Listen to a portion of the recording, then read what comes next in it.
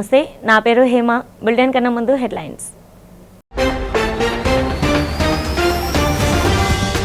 Andhra Pradesh high court అదనపు న్యాయమూర్తులుగా ప్రమాణ స్వీకారం చేసిన సునీతా గంధం, ఆలపాటి గిరిధర్, చింతలపూడి పురుషోత్తం. అమరావతి హైకోర్టులో ప్రమాణ స్వీకారం చేయించిన ప్రధాన న్యాయమూర్తి లీసా గిల్.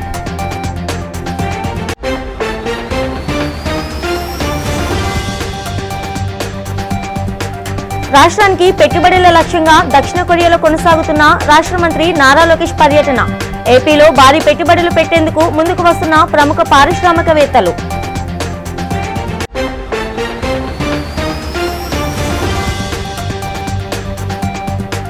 విశాఖ సాగర తీరంలో బీషాక్స్ ఏర్పాటుకు వ్యతిరేకంగా కదం తొక్కిన వైసీపీ మహిళా నేతలు. బీషాక్స్ తో విశాఖ ప్రశాంతతను విచ్ఛిన్నం చేస్తే చూస్తూ ఊరుకోమని హెచ్చరించిన వైసీపీ నాయకులు. వేటకు వెళ్లి సముద్రంలో గల్లంతైన మత్స్యకారుల కోసం ప్రభుత్వ యంత్రాంగం చర్యలు కొనసాగిస్తున్నట్లు వెల్లడించిన డీఐజీ గోపీనాథ్ జెట్టి. బ్రతికి బయటపడ్డ శ్రీనివాస్ ను సోమవారం రాత్రికి విశాఖ తీసుకొస్తున్నట్లు వెల్లడి. ఆంధ్రప్రదేశ్ హైకోర్టు అదనపు న్యాయమూర్తులుగా సునీతా గంధం, ఆలపాటి గిరిధర్, చింతలపూడి పురుషోత్తం కుమార్ సోమవారం ప్రమాణ స్వీకారం చేశారు. హైకోర్టు మొదటి కోర్టు హాల్లో జరిగిన ఈ కార్యక్రమంలో ప్రధాన న్యాయమూర్తి జస్టిస్ లీసా గిల్ వారితో ప్రమాణం చేయించారు. రాష్ట్రపతి ద్రౌపది ముర్ము ఆమోదంతో కేంద్ర న్యాయశాఖ ఈ నియామకాలకు సంబంధించిన నోటిఫికేషన్ను జారీ చేసింది. ఈ ముగ్గురి చేరికతో ఏపీ హైకోర్టులో మొత్తం న్యాయమూర్తుల సంఖ్య 29 నుంచి 32కు పెరిగింది. ఈ ప్రమాణ స్వీకార కార్యక్రమంలో హైకోర్టు న్యాయమూర్తులు, బార్ కౌన్సిల్ ప్రతినిధులు, సీనియర్ న్యాయవాదులు మరియు న్యాయశాఖ అధికారులు పాల్గొన్నారు.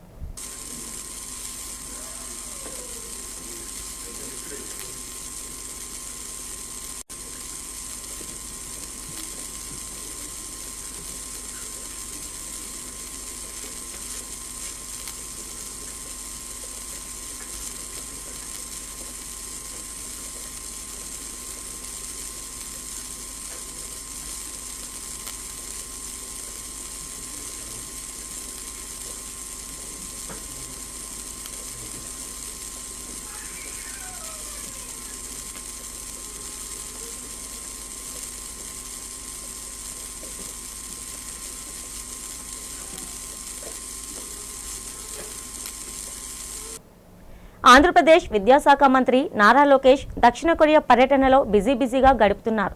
ఏపీకి పెట్టుబడుల లక్ష్యంగా ప్రముఖ పారిశ్రామికవేత్తలతో ఆయన వరుస సమావేశాలు నిర్వహిస్తున్నారు. ఇందులో భాగంగా షువాల్స్ చైర్మన్ లీచయంగ్ గెన్తో లోకేష్ భేటీ అయ్యారు. ఏపీలో షువాల్స్ పాదరక్షల యూనిట్ పనులను వేగవంతం చేయాలని, అలాగే రాష్ట్రంలో R&D ఇన్నోవేషన్ సెంటర్లను ఏర్పాటు చేయాలని మంత్రి ఆయనను కోరారు. ఏపీని రిటైల్ డిస్ట్రిబ్యూషన్ హబ్గా తీర్చిదిద్దాలని సూచించారు. మంత్రి లోకేష్ విజ్ఞప్తిపై షువాల్స్ చైర్మన్ సానుకూలంగా స్పందిస్తూ ఏపీ ప్రతిపాదనలను పరిశీలిస్తామని హామీ ఇచ్చారు. ఏపీలో 300 కోట్లతో ఈ షువాల్స్ యూనిట్ ఏర్పాటు కానుండగా దీని ద్వారా సుమారు 3000 మందికి ఉపాధి లభించనుంది. అంతేకాక ఈ సందర్భంగా అనేక వేదికలు పంచుకుంటూ పెట్టుబడుల లక్ష్యంగా పర్యటన కొనసాగిస్తున్నారు. ఆలోచనతో వెళ్తాం మేము. ఇట్లా నేను నార్వేకి వెళ్ళాం. నార్వే నుంచి నార్దర్న్ మోస్ట్ పార్ట్కి వెళ్ళాం. అక్కడ నుంచి బోట్ తీసుకుని 2.5 గంటలు ఒక లాడ్జ్కి వెళ్ళాం. అక్కడ ఎయిర్పోర్ట్లో కూడా తెలుగు తగిలారు నాకు. సో ప్రపంచంలో ఎక్కడ వెళ్ళినా మనం ఉంటాం. ఈరోజు ప్రభుత్వం లక్ష్యం ఒకటే, తెలుగు వాళ్ళు ఎక్కడున్నా కలిసికట్టుగా ఉండాలి. తెలంగాణ అవ్వచ్చు, ఆంధ్ర రాష్ట్రం అవ్వచ్చు, ఎండ్ ఆఫ్ ది డే మనందరం తెలుగు ప్రజలు. తెలుగు జాతి కోసం ఏర్పాటు చేసిన పార్టీ తెలుగుదేశం పార్టీ. ఇక్కడ చాలామంది యువకులు ఉన్నారు. అంటే పార్టీ ఆవిర్భావం తర్వాత పుట్టిన వారు ఆఫ్టర్ 1990s. మొన్న పార్టీ ఆఫీస్లో మేము ఒక హిస్టరీ వాల్ క్రియేట్ చేయాలనుకున్నాం. దాంట్లో నేను రీసెర్చ్ చేయాలని, సో ఆ రీసెర్చ్ వింగ్తో పాటు నేను ఒక రీసెర్చ్ చేస్తూ నేను ChatGPTని అడిగా. 1982లో ఉమ్మడి ఆంధ్ర రాష్ట్రం, అదేవిధంగా ఆనాడు బీహార్ రాష్ట్రం. కూటమి ప్రభుత్వం ప్రతిష్టాత్మకంగా భావిస్తున్న బీషాక్స్ విధానానికి వ్యతిరేకంగా వైఎస్ఆర్సీపీ మహిళా విభాగం ఆధ్వర్యంలో విశాఖ బీచ్ రోడ్లో భారీ నిరసన ర్యాలీ నిర్వహించారు. సముద్ర తీర ప్రాంతాల్లో మద్యం విక్రయాలకు అనుమతినిస్తూ ప్రభుత్వం జారీ చేసిన జీవో నెంబర్ 362ని తక్షణమే రద్దు చేయాలని డిమాండ్ చేశారు. విశాఖ, ఉత్తరాంధ్ర జిల్లాల నుండి వేలాది మంది మహిళలు చేతుల్లో నల్ల బెలూన్లు, నల్ల రిబ్బన్లు ధరించి ఈ ప్రదర్శనలో స్వచ్ఛందంగా పాల్గొన్నారు. పార్టీ నాయకులు ఎమ్మెల్సీ వరదు కళ్యాణి, మాజీ ఎంపీ బొత్స ఝాన్సీ లక్ష్మి, ఎంపీ గొల్ల బాబురావు, వైసీపీ నగర అధ్యక్షుడు కేకే రాజు తదితరులు పాల్గొని మహిళలకు మద్దతుగా నిలిచారు. ఈ సందర్భంగా వైఎస్ఆర్సీపీ నేతలు మాట్లాడుతూ గోవా తరహా సంస్కృతిని ఏపీలోకి తీసుకొచ్చి పవిత్రమైన విశాఖ తీరాన్ని మందుబాబులా అడ్డాగా మార్చారని చంద్రబాబు ప్రభుత్వం చూస్తుందని మండిపడ్డారు. ఉదయం 10 గంటల నుండి రాత్రి 8 గంటల వరకు బీచ్లలో మద్యం అమ్మకాలకు అనుమతి ఇస్తే ఇకపై ఇక్కడికి కుటుంబాలు, విద్యార్థులు, మహిళలు ధైర్యంగా వచ్చే వాతావరణం ఉంటుందా అని ప్రశ్నించారు. పర్యాటక రంగ అభివృద్ధి పేరుతో మహిళల భద్రతను, ప్రజల శాంతిని పణంగా పెట్టడం దుర్మార్గమని వారు ధ్వజమెత్తారు. ఒక అనైతిక చర్యకు పాల్పడుతున్నారు. ముఖ్యంగా ప్రశాంతమైన, విశాలమైన మన విశాఖ తీరాన్ని సుదూరం 30 కిలోమీటర్ల ప్రాంతం ఉంది. మన ప్రాంతంలో ఉన్న CRZ3 జోన్లో ఉన్న మన ప్రాంతాన్ని ఈరోజు పరిరక్షించి మత్స్యకారుల జీవనం కానీ, అక్కడున్న ప్రజల తాలూకా ఇబ్బందులను తొలగించి కానీ, అక్కడున్న ప్రశాంతమైన వాతావరణాన్ని రక్షించడం కానీ, మహిళలకు భద్రత ఇవ్వటం కానీ, ప్రజల భద్రత ఇవ్వటం కానీ చేయాల్సింది CRZ3లో ఉంది. అటువంటిది దాన్ని 200 మీటర్ల వరకు కూడా ఎటువంటి కన్స్ట్రక్షన్ కూడా చేయకూడదు. అట్లాంటిది ఈరోజు 2లోకి తీసుకొస్తున్నారు. 200 మీటర్ల కన్స్ట్రక్షన్ లేనప్పుడు అనేకమైన అసాంఘిక కట్టడాలు అయినాయి. ఈరోజు మళ్ళీ 2వ జోన్లోకి వచ్చాడు 50 మీటర్లకి ఈరోజు మళ్ళీ కట్టుకోవచ్చు. నేను అంటున్నాను. అందుకనే ఏదైతే ఈరోజు చంద్రబాబు నాయుడు గారు సంపద సృష్టి ఆలోచన, అనుభవం ఉన్న ఆయన ఆలోచన ఇటువంటి వాటిని ప్రజలకు ఇబ్బంది పెట్టి ఇటువంటి అసంఘిక అనైతిక చర్యలతోని సంపద సృష్టిద్దామనుకునే దానికి ఆయన పిచ్చి పరాకాష్ఠగా అనిపిస్తుంది మాకు. విశాఖపట్నంలో బీచ్ అనేది ఎంతో ప్రాముఖ్యం. విశాఖ బీచ్ని ఈరోజు వైన్ బీచ్గా మార్చేశారు కూటమి ప్రభుత్వం అధికారంలోకి వచ్చాక. అలాగే విశాఖ నగరాన్ని ఈరోజు ఎంత దారుణంగా దెబ్బతీశారు, ఇక్కడ ప్రశాంతను దెబ్బతీశారో మన అందరము చూసాము.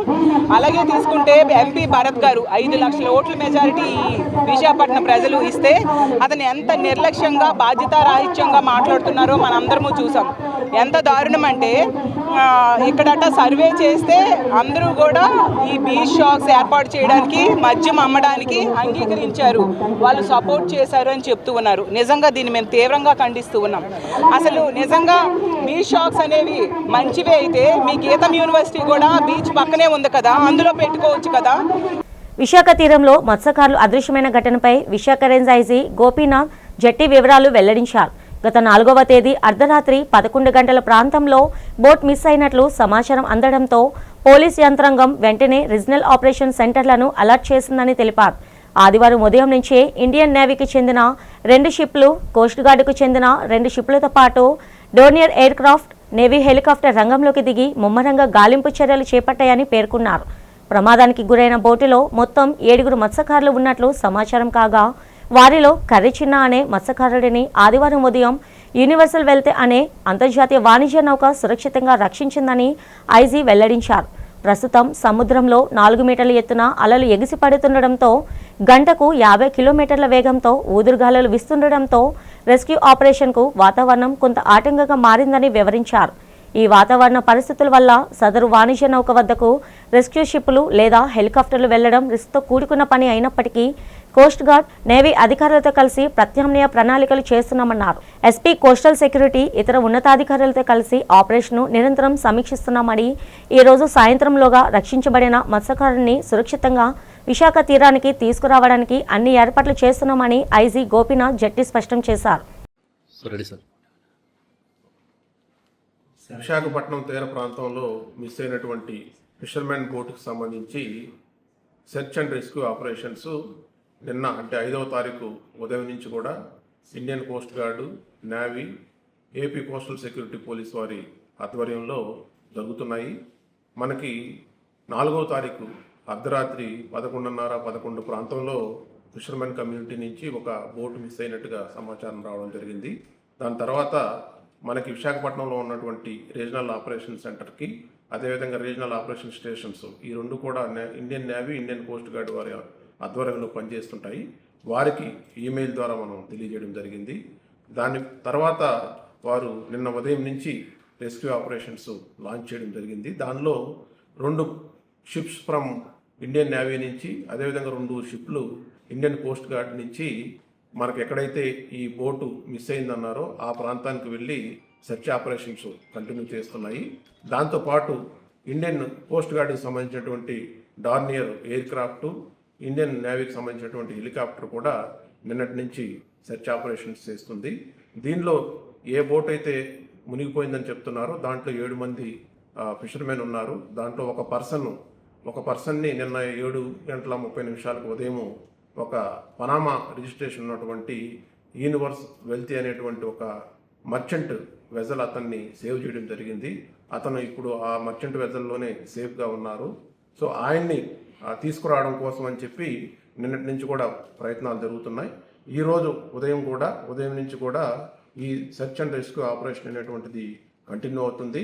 అక్కడ ఇండియన్ కోస్ట్ గార్డ్కి సంబంధించినటువంటి రీజనల్ ఆపరేషన్ సెంటర్లో నిన్నటి నుంచి నేను కూడా పర్సనల్గా మా అధికారులు, ఎస్పీ కోస్టల్ సెక్యూరిటీ, నేను, అదేవిధంగా మిగతా అధికారులు, ఇండియన్ కోస్ట్ గార్డ్కి సంబంధించినటువంటి అధికారులందరూ కూడా ఎప్పటికప్పుడు ఆ పరిస్థితిని సమీక్షించుకుంటూ అందరి స్టేక్ హోల్డర్స్తో కూడా కోఆర్డినేట్ చేసుకుంటూ ఈ సెర్చ్ అండ్ రెస్క్యూ ఆపరేషన్ని కంటిన్యూ చేస్తున్నాము.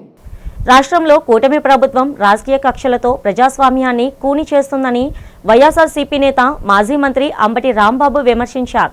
గుంటూరులో జరిగిన మీడియా సమావేశంలో ఆయన మాట్లాడుతూ సోషల్ మీడియా యాక్టివిస్టులు, జర్నలిస్టులను లక్ష్యంగా చేసుకుని పోలీసులు వరుస అక్రమ కేసులు, అరెస్టులకు పాల్పడుతున్నారని మండిపడ్డారు. యూట్యూబర్ ప్రశ్న రావణ్, జర్నలిస్ట్ కేవీఆర్ తమ పార్టీ వారు కాకపోయినా వారిపై పెట్టిన అక్రమ కేసులను వ్యతిరేకిస్తున్నామన్నారు. ఉగ్రవాదులపై ఉపయోగించే యూఏపీఏ చట్టాన్ని ఒక యూట్యూబర్పై ప్రయోగించడం దారుణమని ధ్వజమెత్తారు. అన్యాయంగా కేసులు ఎదుర్కొంటున్న బాధితులకు వైఎస్ఆర్సీపీ లీగల్ సపోర్ట్ అందిస్తుందని స్పష్టం చేశారు. అలాగే జనవరి 31న తన ఇంటిపై జరిగిన దాడి నిందితులను అరెస్ట్ చేయాలని కోరుతూ ఈ నెల 29న డీజీపీ కార్యాలయానికి వెళ్లి వినతిపత్రం అందజేస్తామన్నారు. ప్రభుత్వం చేస్తున్న ఈ కక్ష సాధింపు చర్యలను ప్రజలకు గమనించి తగిన తీర్పు ఇవ్వాలని అంబటి రాంబాబు పిలుపునిచ్చారు. ఇన్ఫ్లుయెన్సర్గా పనిచేస్తున్నటువంటి వ్యక్తులు ఈ కూటమి ప్రభుత్వాన్ని కన్స్ట్రక్టివ్గా విమర్శ చేస్తున్నటువంటి వ్యక్తుల్ని అరెస్ట్ చేసేయాలనేటువంటి పథకం ప్రకారం అరెస్ట్ చేస్తూ ఉన్నారు. రీసెంట్గా తెలంగాణలో కేవీఆర్ అనే ఒక యూట్యూబర్, ఒక ఇన్ఫ్లుయెన్సర్, ఉస్మానియా యూనివర్సిటీలో గోల్డ్ మెడల్ సాధించినటువంటి వ్యక్తి, జర్నలిస్ట్. అతను రెడ్ బుక్ని ఎర్రి బుక్కు అన్నాడని దాన్ని వక్రీకరించి ఎర్రి బుక్ అని లేదు, ఆ ఎర్రి బుక్ బదులు ఒక బూతు పదం పెట్టి కేసు పెట్టారు. పెద్ద పోలీసు బలగాలతో వెళ్ళి ప్రొసీజర్ ఫాలో అవ్వకుండా ఆయన అరెస్ట్ చేసి తీసుకొచ్చారు. ఆ సందర్భంలో వారి సతీమణిని నెట్టేసేటువంటి ప్రయత్నం, ఆమెని అవమానపరిచే ప్రయత్నం చేస్తే, ఆమె కంప్లైంట్ ఇస్తే మన ఆంధ్ర పోలీసుల మీద తెలంగాణలో కేసు కూడా రిజిస్టర్ చేశారు. ఈ విధంగా సోషల్ మీడియాలో ఈ కూటమి ప్రభుత్వాన్ని విమర్శిస్తున్నటువంటి సోషల్ మీడియా యాక్టివిస్టుల మీద కక్ష తీర్చుకునే కార్యక్రమం చేసేటటువంటి పద్ధతుల్లో ఇవాళ రాష్ట్ర ప్రభుత్వం పనిచేస్తున్నది. చాలా దురదృష్టకరం. దానితో పాటు సెన్సేషనల్గా మనం చూస్తున్నాం. యూట్యూబ్లో ఏది చూసినా 2-3 రోజులు అదే వస్తుంది. ప్రశ్న రావణ్ అరెస్ట్, విడుదల. ప్రశ్న రావణ్ మళ్ళా అరెస్ట్, మళ్ళా విడుదల. ఆగిందా? ఆగల. మళ్ళా అరెస్ట్, మళ్ళా విడుదల. అందరూ తాగిందా? 3సారి కూడా ఆగల. 4ఓసారి మళ్ళా అరెస్ట్, మళ్ళా విడుదల. 5ఓసారి అరెస్టు నెల్లూరు సబ్ జైలుకి, నెల్లూరు జైలుకి, సెంట్రల్ జైలుకి. ఇప్పుడు ఆగింది. ఎంత దుర్మార్గం ఇది! ప్రశ్న రావణ్ అనే వ్యక్తి మా పార్టీ కాదు, ఈయనే కాదు, కేవీఆర్ కూడా మా పార్టీ కాదు, మా పార్టీ యాక్టివిస్టులు కాదు. వారికి జర్నలిజంలో ఉన్నటువంటి అనుభవం మేరకు వారికి కొంత భావాజాలం ఉంటుంది, వారి ఐడియాలజీ. ఆ ఐడియాలజీ ప్రకారం ప్రజల్ని కన్విన్స్ చేయడం కోసం వారు అనేక రకాలుగా ప్రయత్నం చేస్తూ ఉంటారు. సెప్టిక్ ట్యాంకుల నుంచి సేకరిస్తున్న మానవ వ్యర్థాల అక్రమ డంపింగ్ను తక్షణమే అరికట్టాలని డిమాండ్ చేస్తూ విశాఖ జిల్లా కలెక్టర్కు బీజేపీ జిల్లా అధ్యక్షుడు ఎంఎంఎన్ పరశురామరాజు వినతిపత్రం సమర్పించారు. అనంతరం ఆయన మీడియాతో మాట్లాడారు. ప్రైవేట్, మున్సిపల్ వాహనాల ద్వారా నిత్యం వేలాది లీటర్ల వ్యర్థాలను సేకరిస్తున్న వాటి శుద్ధికి తగిన ఎఫ్ఎస్టిపి, ఎస్టిపిల సామర్థ్యం లేకపోవడంతో రాత్రి వేళలో నదులు, చెరువులు, సముద్ర తీరాలు మరియు జనవాసాల మధ్య అక్రమంగా కుమ్మరిస్తున్నారని ఆయన ఆందోళన వ్యక్తం చేశారు. దీనివల్ల తీవ్రమైన ప్రజారోగ్య సంక్షోభం, భూగర్భ జలాల కాలుష్యం ఏర్పడుతుందని, క్షేత్రస్థాయి అధికారులు స్వచ్ఛ భారత్ మార్గదర్శకాలను పూర్తిగా గాలి కొదిలేశారని విమర్శించారు. వ్యర్థాల నిర్వహణపై పారదర్శకత కోసం పీసీబీ, మున్సిపల్ మరియు గ్రామీణాభివృద్ధి శాఖలతో వెంటనే ప్రత్యేక టాస్క్ ఫోర్స్ ఏర్పాటు చేయాలని ఆయన కోరారు. వ్యర్థాల డేటాతో పబ్లిక్ డాష్బోర్డ్ ఉంచాలని, బయోగ్యాస్ అండ్ రీసెర్చ్ రికవరీ పాలసీని తక్షణమే ప్రకటించాలని కలెక్టర్ను కోరినట్లు తెలిపారు. భారతీయ జనతా పార్టీ ప్రతిష్టాత్మకంగా చేపట్టిన ప్రోగ్రాం జనతా వారధి. ప్రతి సోమవారం కూడా ఆ వారం వచ్చే సమస్యలన్నీ కూడా ప్రభుత్వానికి, ప్రజలకు మధ్య వారధిగా ఉంటూ జనతా వారధి కార్యక్రమం రాష్ట్ర అధ్యక్షులు పిఎన్ మాధవ్ గారు పెట్టడం జరిగింది. ఈ కార్యక్రమంలో భాగంగా ప్రతి వారం కూడా రాష్ట్రంలో ఉండే సమస్యని కలెక్టర్ గారికి ఇవ్వటం, అలాగే లోకల్ ఉన్న సమస్యలు కూడా ఇవ్వటం జరుగుతుంది. ఈ వారం ఇచ్చిన సమస్య ఏదైతే ఎఫ్ఎస్టిపి అలాగే ఎస్టిపి ప్లాంట్లు ఏదైతే మానవ వ్యర్థాలు ఏదైతే ఉన్నాయో, అంటే మలమూత్ర వ్యర్థాలు, సెప్టిక్ ట్యాంక్ క్లీనింగ్, ఇటువంటివన్నీ కూడా ఆ వ్యర్థాలను తీసుకెళ్ళి ఎక్కడ పడితే అక్కడ పారబోసేయటం, దానివల్ల నీరు కలుషితం అవటం, దానివల్ల అనారోగ్యాలు పాల్పడటం జరుగుతుంది. అది జరగకుండా చూడాల్సిన బాధ్యత గవర్నమెంట్ మన మీద ఉంది కాబట్టి అధికారులకి ఆదేశించి అవన్నీ క్లీన్ చేసే విధంగా, అలాగే సెప్టిక్ ట్యాంక్ జీపీఎస్ వ్యవస్థ పెట్టే విధంగా, ఎక్కడెక్కడ పారబోస్తున్నారో తెలిసే విధంగా చేయడం కోసం అధికారులని వివరాలు తెలియజేయమని కలెక్టర్ గారి దగ్గరికి ఈ దృష్టి తీసుకురావడం జరిగింది. దీంట్లో కలెక్టర్ గారు, ఆర్డీఓ గారు వీళ్ళందరూ కూడా బాగా స్పందించి డిఆర్ఓ గారు దీనికి కలెక్టర్ గారి దృష్టికి తీసుకెళ్ళమని చెప్పారు. ఆయన కలెక్టర్ గారు లేరు కాబట్టి డిఆర్ఓ గారికి ఈ సమస్య ఇవ్వడం జరిగింది. ప్రజల నుంచి వచ్చే ఫిర్యాదులు, వినతులను సత్వరమే పరిష్కరించడమే ప్రభుత్వ ప్రధాన లక్ష్యమని గుంటూరు జిల్లా కలెక్టర్ సీఎం సాయికాంత్ వర్మ అన్నారు. సోమవారం జిల్లా కలెక్టరేట్లో నిర్వహించిన ప్రజా సమస్యల పరిష్కారక వేదిక పీజీఆర్ఎస్ కార్యక్రమంలో ఆయన పాల్గొని జిల్లాలోని వివిధ ప్రాంతాల నుంచి వచ్చిన ప్రజల నుండి నేరుగా అర్జీలను స్వీకరించారు. ప్రతి వినతిని క్షుణ్ణంగా పరిశీలించిన కలెక్టర్ బాధితుల సమస్యలను ఓర్పుతో విని వాటి పరిష్కారానికి అత్యంత ప్రాధాన్యత ఇవ్వాలని సంబంధిత శాఖల అధికారులను ఆదేశించారు. ప్రజలకు పారదర్శకమైన, జవాబుదారీతనంతో కూడిన పరిపాలన అందించేందుకు జిల్లా యంత్రాంగం కట్టుబడి ఉందని, ప్రతి అర్జీని నిబంధనల మేరకు సానుకూలంగా పరిష్కరిస్తామని స్పష్టం చేశారు. ఈ కార్యక్రమంలో జాయింట్ కలెక్టర్ అశుతోష్ శ్రీవాస్తవ, జిల్లా రెవెన్యూ అధికారి ఖజావలితో పాటు వివిధ శాఖల జిల్లా అధికారులు పాల్గొన్నారు.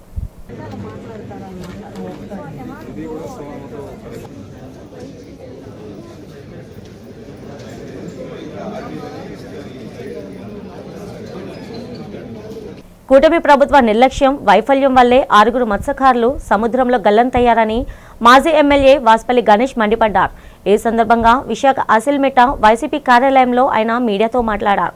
ప్రమాదం జరిగిన 20 గంటల వరకు ప్రభుత్వం ఎలాంటి సహాయక చర్యలు చేపట్టలేదని, వాతావరణ హెచ్చరికలు ఉన్నా కనీసం వార్ రూమ్ కూడా ఏర్పాటు చేయలేదని విమర్శించారు. వైఎస్ఆర్సీపీ నాయకులు రంగంలోకి దిగి ఒత్తిడి తెచ్చిన తర్వాతే అధికారులు చలనం వచ్చిందన్నారు.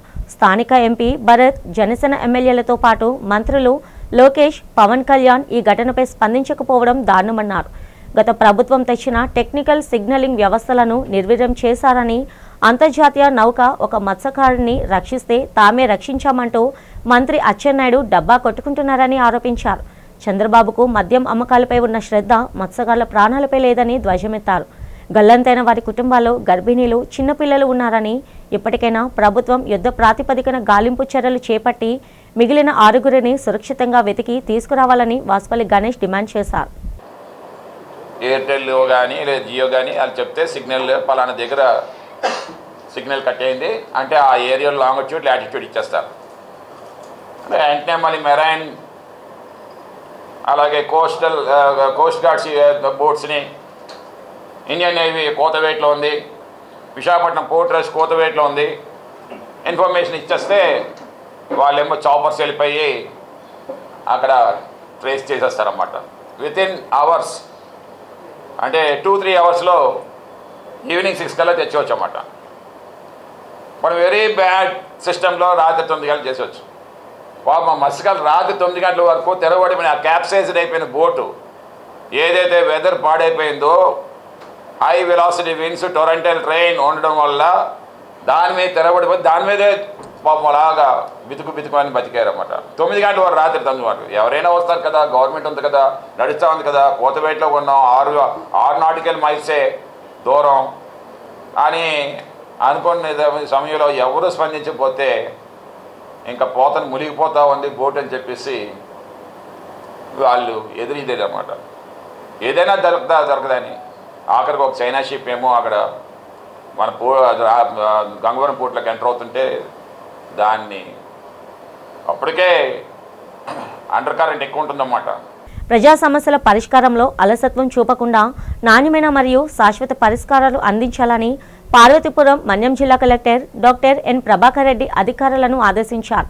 సోమవారం కలెక్టరేట్లో నిర్వహించిన ప్రజా సమస్యల పరిష్కార వేదిక పీజీఆర్ఎస్లో జిల్లా రెవెన్యూ అధికారి K Hemalatha, DRDA PD Prabhavati, DWAMA PD Ramachandrarao, ఎస్డిసిడి ధర్మరాజులతో కలిసి కలెక్టర్ ప్రజల నుండి 103 దరఖాస్తులను స్వీకరించారు. అర్జీలను కేవలం సాంకేతిక కారణాలతో మూసివేయకుండా ఫిర్యాదుదారులు పూర్తిగా సంతృప్తి చెందేలా క్షేత్రస్థాయిలో ధృవీకరణ నిర్వహించాలని కలెక్టర్ స్పష్టం చేశారు. పరస్పర సమన్వయంతో సమస్యలను త్వరితగతిన పరిష్కరించాలని, అసంపూర్ణ నివేదికలు సమర్పిస్తే అధికారులపైనే చర్యలు ఉంటాయని హెచ్చరించారు.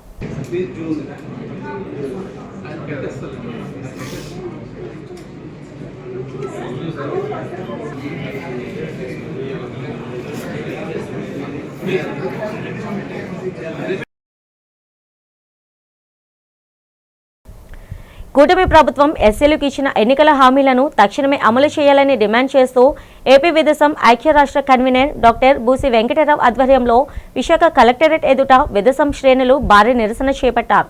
ఈ సందర్భంగా ఆయన మాట్లాడుతూ ఈ నెల 10న జరగబోయే రాష్ట్ర కేబినెట్ సమావేశంలో ఎస్సీల హామీల అమలే సింగిల్ ఎజెండాగా ప్రత్యేక సమావేశం జరపాలన్నారు. గతంలో రద్దయిన సంక్షేమ పథకాలను పునరుద్ధరించాలని డిమాండ్ చేశారు.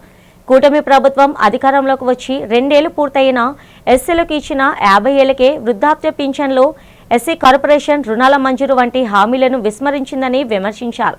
గత 7 ఏళ్లుగా 15 శాఖలకు కేటాయించిన సప్లాన్ నిధుల్లో 50% కూడా ఖర్చు చేయలేదని, దీనిపై ప్రభుత్వం శ్వేతపత్రం విడుదల చేయాలన్నారు.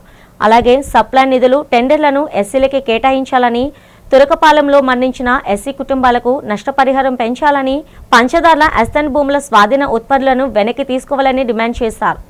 కూటమి సర్కారు అధికారాన్ని చేపట్టి 2 ఏళ్లు పూర్తి చేసుకుని మొన్ననే విజయోత్సవం చేసుకున్నారు. కానీ ఆ విజయోత్సవంలో దళితులకు భాగస్వామ్యం లేదు. మరొకసారి చెప్తున్నాను, టీడీపీ నిర్వహించుకున్న 2 ఏళ్ల కూటమి విజయోత్సవంలో దళితులకు, దళిత ఎమ్మెల్యేలకు భాగస్వామ్యం లేదు, ఎమ్మెల్యేలు పాల్గొనే అర్హత లేదు. ఎందుకంటే టీడీపీ పార్టీ ఎన్నికల్లో ఎస్సీలకు ప్రత్యేకమైనటువంటి ఎన్నికల ప్రణాళిక ప్రకటించింది. 1, రద్దయిన సంక్షేమ పథకాలు పునరుద్ధరిస్తామని చెప్పింది. 2, ఎస్సీ కార్పొరేషన్ రుణాలు ఇస్తామని చెప్పింది. 3, ఎస్సీ ఎస్టీలకి 50 ఏళ్ళకే పెన్షన్ ఇస్తామని చెప్పింది. ఈ 3 కూడా ఈ రోజుకి కూడా అమలు జరగలేదు.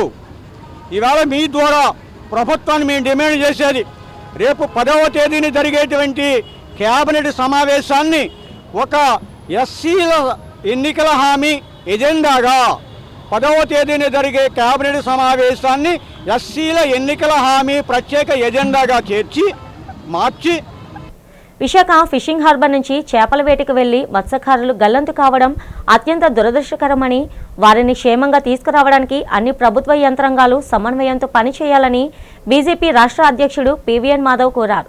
సోమవారం విశాఖ ఫిషింగ్ హార్బర్కు చేరుకున్న ఆయన గల్లంతైన మత్స్యకారుల కుటుంబ సభ్యులను పరామర్శించి వారికి ధైర్యం చెప్పారు.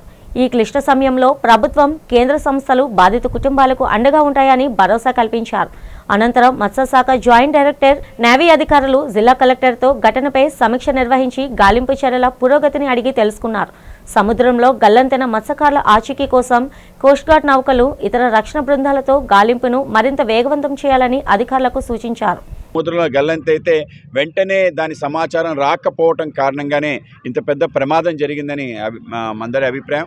ఇప్పటికీ పూర్తి వివరాలు తెలియదు. కానీ ఆ యొక్క బోట్ తిరగబడిన తర్వాత వాళ్ళందరూ కూడా గల్లంతే తిరిగి కొంత సమాయత్తించుకొని అందరూ కలిసి ఆ బోటు మీద ఎక్కారని, తర్వాత బోటు మునిగిపోయిందని, బోటు మునిగిపోయిన తర్వాత అక్కడ ఉండే ఏదైనా సామాగ్రిని పట్టుకొని చాలాసేపు వాళ్ళు ఈదుతున్నారట. ఏదైనా హెల్ప్ వస్తుందని చెప్పి ఆలోచనలో ఉన్నారు. కోస్ట్ గార్డ్ కానీ మిగతా ఏ బోటులకు కానీ ఇన్ఫర్మేషన్ లేదు. అయితే వాతావరణం కూడా చాలా దారుణంగా ఉండటం కారణంగా అలలు చాలా 4 మీటర్లు 5 మీటర్ల ఎత్తులు రావటం, అటువంటి ఒక కష్టమైన పరిస్థితుల్లో ఆ విధంగా వాళ్ళ యొక్క జీవన మరణ పోరాటం చేయటం జరిగింది. అలాగే ఆ యొక్క బోట్ ఓనరు, అలాగే డ్రైవరు, ఆ కుటుంబ సభ్యుడు, మొత్తం 7 కూడా ఒకే కుటుంబ సభ్యులు. ఆ విధంగా కారు ఆ విధంగా తన యొక్క శక్తిని అంతా కూడగొట్టుకొని ఒక షిప్ యొక్క యాంకర్ని పట్టుకొని పైకి వెళ్ళటం, ఆ షిప్లో వాళ్ళు ఆయన రక్షించడం, అది చైనా షిప్ అవటం, వాళ్ళు రక్షించి ఆయనకి సుశ్రుతులు చేశారు. కొంత కోలుకున్న తర్వాత విషయాన్ని ఆయన యొక్క వీడియో కాల్ చేసి ఇంట్లో వాళ్ళకి సమాచారం ఇచ్చిన తర్వాతనే అందరికీ సమాచారం అందింది. మధురవాడ సబ్ రిజిస్టర్ కార్యాలయంలో దస్తావేజుల నమోదు పనులు నిర్వహిస్తున్న దస్తావేజ్ లేఖర్లు 2 రోజుల పాటు పెన్ డౌన్ ఆందోళన చేపట్టారు. ఆంధ్రప్రదేశ్ ప్రభుత్వం జారీ చేసిన జీవో నెంబర్ 396కు వ్యతిరేకంగా వారు ఈ నిరసన తెలియజేశారు. ఈ సందర్భంగా దస్తావేజు లేఖర్లు మాట్లాడుతూ ఆస్తుల రిజిస్ట్రేషన్ ప్రక్రియను ప్రైవేటీకరించే విధంగా ప్రభుత్వం ఈ జీవోను తీసుకువచ్చిందని ఆరోపించారు. ఈ నిర్ణయం అమలైతే రాష్ట్ర వ్యాప్తంగా లక్షలాది మంది దస్తావేజు లేఖర్లు, వారి కుటుంబాలు రోడ్డున పడే ప్రమాదం ఉందని ఆందోళన వ్యక్తం చేశారు. ప్రభుత్వం ఇప్పటికే వాలంటీర్ వ్యవస్థను రద్దు చేసి లక్షలాది మందిని నిరుద్యోగులుగా మార్చిందని, ఇప్పుడు తమ జీవనోపాధిపై కూడా దెబ్బ కొట్టేలా వ్యవహరిస్తుందని మండిపడ్డారు. చట్టబద్ధమైన ఆస్తి పత్రాలను రూపొందించడంలో కీలక పాత్ర పోషించే ఇటువంటి బాధ్యతాయుతమైన వ్యవస్థను ప్రైవేట్ వ్యక్తులకు అప్పగిస్తే ప్రజల ఆస్తుల భద్రత, హక్కుల పరిరక్షణ ప్రమాదంలో పడుతుందని వారు ఆవేదన వ్యక్తం చేశారు. తక్షణమే ప్రభుత్వం స్పందించి ఈ జీవోను వెనక్కి తీసుకోవాలని డిమాండ్ చేశారు. ఈ దినము రేపు 2 రోజులు కూడా సెండౌన్ చేయాలనే ఉద్దేశం వచ్చాము. రిజిస్ట్రేషన్ దస్తావేజ్ తయారు చేయదు కానీ రిజిస్ట్రేషన్ సాగం చేయలేదు. ఎందుకంటే 396 జీవోని రాష్ట్ర ప్రభుత్వం విడుదల చేసింది. ప్రైవేట్ సంస్థలకు లేదా వ్యక్తులకు ఈ మొత్తం డాక్యుమెంట్ ప్రక్రియ అంతా అప్పగించే ఉద్దేశంతో ఉంది. అలా చేసినందువల్ల ప్రజల ఆస్తులకు రక్షణ ఏర్పాట్లు ఇబ్బందులు ఉంటాయి. ఎందుకంటే మేము ఎంత కష్టపడి ప్రతి దస్తావేజ్ పరిశీలించి సక్రమైన పొజిషన్లో చూసినా అనేక సందర్భాల్లో కోర్టుల న్యాయస్థానాలు చాలా తప్పున్నాయి. న్యాయస్థానానికి మూలము మేము అందరు న్యాయవాదులు. మేము రాసింది న్యాయవాదులు అందరూ వివరాలు తీసుకునే దస్తావేజాలకు వివరాలు తీసుకునే కోర్టులో వాదోపాదాలు జరుగుతాయి. వీళ్ళొచ్చి ఏంటి వేపుచ్చినటువంటి విధానంలో ప్రింటెడ్ కాపీలు వస్తాయి. ఈ ప్రింటెడ్ కాపీలో పార్టీలకు సంబంధించిన విషయాలు కానీ దస్తావేజులో రాయవలసిన అంశాలు కానీ ఏమీ ఉండవు. దీనివల్ల ఎవరికి ఏది అర్థం కాదు. ఎవరు ఆస్తులు ఎవరు అనుకుంటారో తెలియదు. ఎవరి తాలుగా పరిస్థితులు ఏ విధంగా ఉంటాయో తెలియదు. ప్రభుత్వాలు తీసుకున్న నిర్ణయాలు ఏకపక్షంగా వ్యవహరిస్తున్నారు. గత ప్రభుత్వంలో వాలంటీర్లకు ఇదే పద్ధతిలో 5 లక్షల మంది తొలగించారు. నేడు సుమారుగా రాష్ట్ర వ్యాప్తంగా మేము 6 లక్షల మంది ఉన్నాము. ఈ 6 లక్షల మంది కూడా తొలగించే ప్రభుత్వం తీసుకుంది. ఇది దుర్మార్గమైన చర్య. ఈ చర్యను ఖండిస్తూ మేము ఈ నిరసన కార్యక్రమం చేపట్టాము. అందుకనే మాకు నేను ఒక్కనే కాదు, మొత్తం దస్తావేజ్ లేఖ సంఘానికి న్యాయం చేయండి. ఈ ప్రభుత్వ విధానాలని తప్పుపట్టండి. అర్థం చేసుకుని మేము అందరం ఉన్నాము. ఇదే విధంగా ప్రజల దృష్టి కూడా తీసుకెళ్తాము. ప్రతి ప్రజలు కూడాను రేపు రిజిస్ట్రేషన్ రావాలంటే భయపడతారు.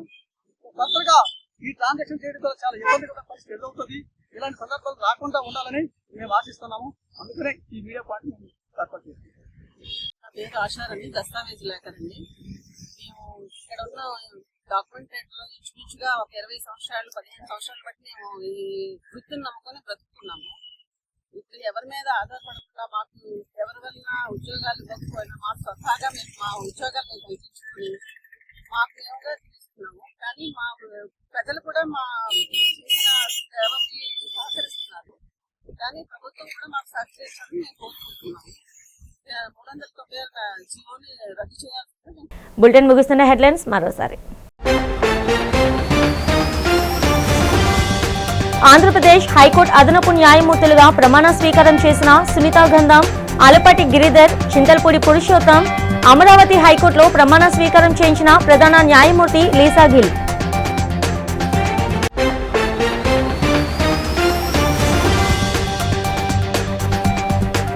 రాష్ట్రానికి పెట్టుబడుల లక్ష్యంగా దక్షిణ కొరియాలో కొనసాగుతున్న రాష్ట్ర మంత్రి నారా లోకేష్ పర్యటన. ఏపీలో భారీ పెట్టుబడులు పెట్టేందుకు ముందుకు వస్తున్న ప్రముఖ పారిశ్రామికవేత్తలు.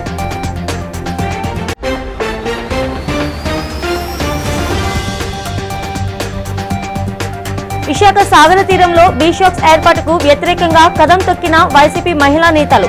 బీషాక్స్ తో విశాఖ ప్రశాంతతను విచ్ఛిన్నం చేస్తే చూస్తూ ఊరుకోమని హెచ్చరించిన వైసీపీ నాయకులు.